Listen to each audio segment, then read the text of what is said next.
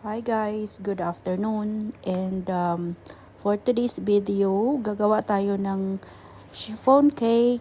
And ito yung aking mixture na ginawa. But anyway, hindi ko na nabidyuhan yung aking paggawa ng meringue.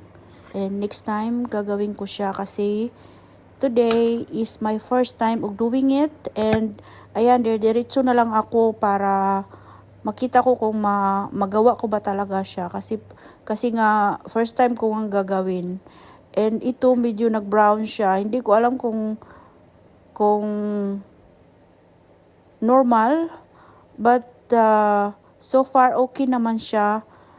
Pero hindi lang siya ganun kalaki dahil yung aking baking pan ay hindi masyadong kalakihan yung ginamit ko. So at least alam ko na ngayon ang susunod kong gawin kasi yun na nga, first time ko nga ginawa. So nag-trial and error ako ba, pero okay naman pala siya.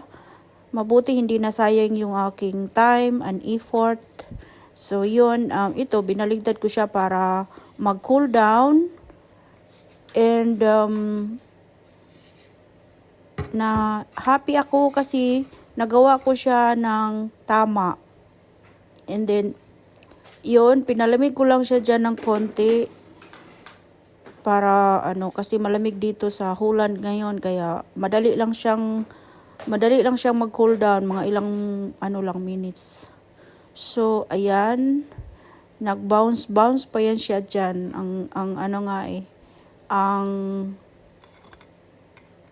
Ang saya. Nakakatuwa kasi, yun, ganyan siya, nag-bounce siya kasi nagawa ko siya ng sakto lang.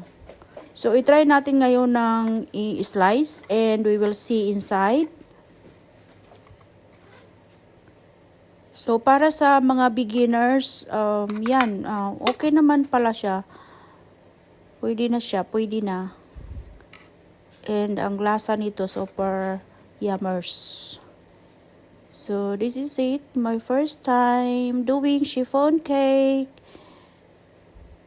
Thank you guys for watching. So, next time, i-share ko naman sa inyo yung recipe ko dito.